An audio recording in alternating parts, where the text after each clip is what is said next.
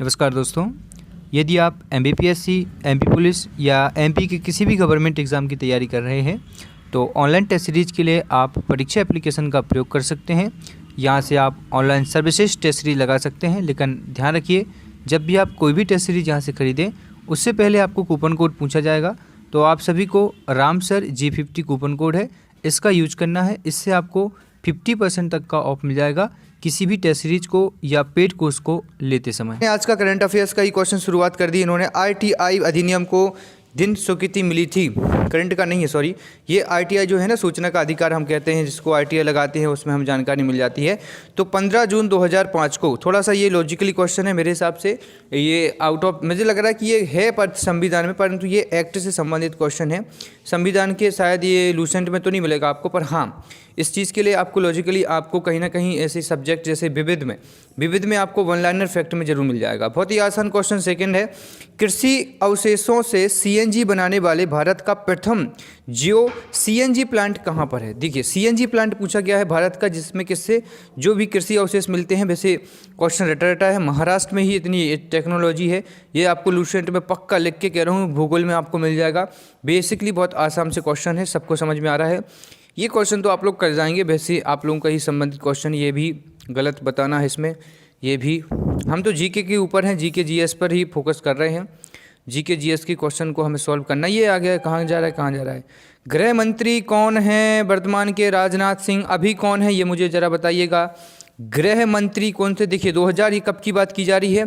2017 की बात की जा रही है। मंत्रिमंडल में कुछ परिवर्तन हुए हैं, अभी भी बहुत कुछ परिवर्तन हुए, जैसे अरुण जेटली जी का बीच में निधन हो गया था, ठीक है, और सुषमा स्वराज जी का। तो इस हिसाब से मंत्रिमंडल में बहुत कुछ परिवर्तन फेरबदल किए गए हैं बीच में 2020 के कोविड-19 की वजह से। तो आप चाहें तो वर्तमान मंत्रिमंडल को आराम से रट लीजिए, गूगल पे मिल जाएगा, या फिर मैं ही पढ़ा दूंगा किसी एक दिन वीडियो में, बस आप लोग चाहें तो।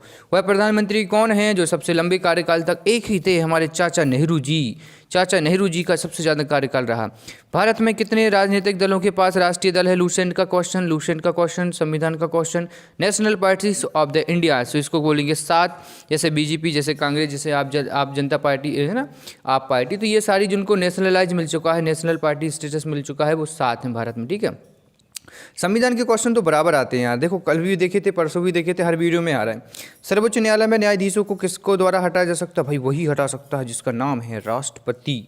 जहाँ और सॉरी संसद में इसके लिए वो होता है, सॉरी गाइस, संसद में क्या होता है, राष्ट्रपति को तो इतनी अनुमति नहीं है, क्योंकि राष्ट्रपति के प्रसाद पर्यंत काम तो नहीं करते हैं। हाँ, संसद में क्या होता है कि दोनों सदनों के संयुक्त अधिवेशन के माध्यम से इनके लिए चर्चा की जाती है कि किसी पर जैसे किसी मामलों को लेकर वो अपराध लगाया जाता है। वैसे अभी तक तो हटाया नहीं गया है, लेकिन संसद को ये अधिकार प्राप्त है, प्रसाद पर्यंत राष्ट्रपति को नहीं है। लेकिन हाँ, फाइनल जो अनुमति देगा वो राष्ट्रपति भी देगा इसमें बीच में, परंतु लेकिन जो हटाया जा सकता है वो संसद से, ठीक है, राष्ट्रपति के द्वारा, तो उसमें पालन अनुमति मिलती है।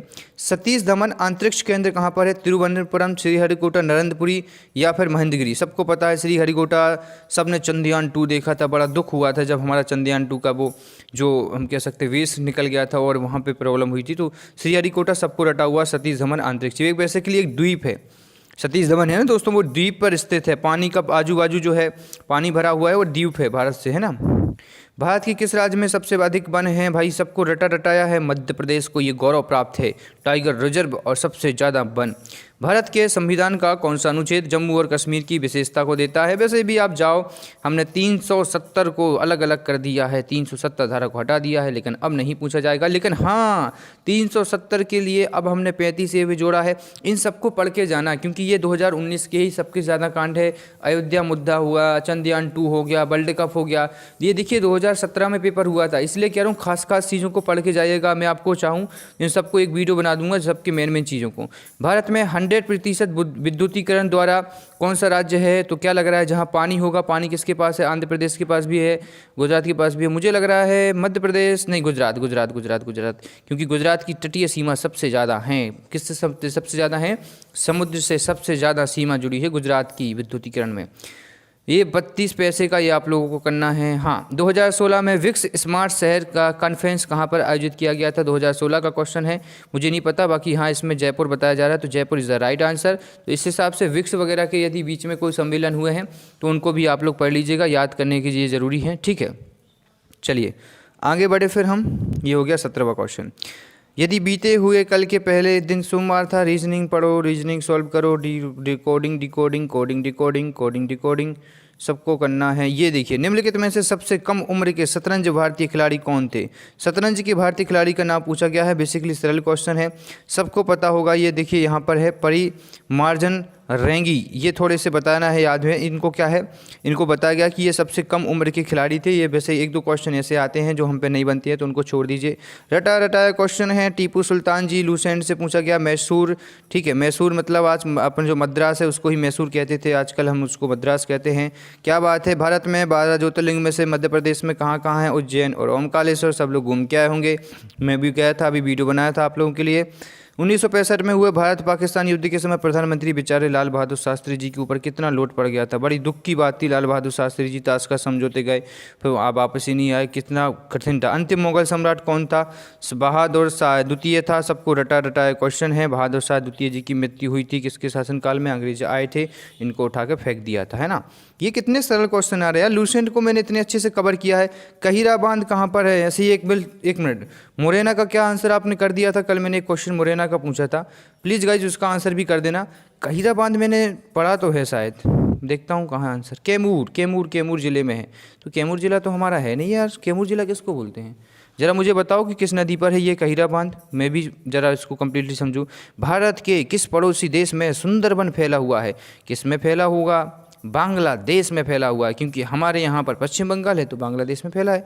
ये तो बिना पढ़े कर दोगे आप लोग। प्रसिद्ध गायक तानसेन का संबंध ग्वालियर में समाधि है, तो ग्वालियर से होगा। कितने सरल क्वेश्चन है यार, ऐसा लग रहा है कि मैं तो इसको आराम से कर लूँगा। ऐसा पढ़ के जाना, और रीजनिंग मैथ पढ़ लो तो सिलेक्शन कोई नहीं ले जा रहा है आपका। मैंने कहा ना, मैथ रीजनिंग पढ़ लो, जीके जीएस तो लूसेंट खींच लेगा और महावीर। बस ग्रुप बना लो, जो ग्रुप मैंने समझाया, 5-6 लोगों का ग्रुप बना के पढ़ाई करो, आपकी पूरी पढ़ाई शानदार होगी। इस वीडियो में इतना ही। जय हिंद, वंदे मातरम।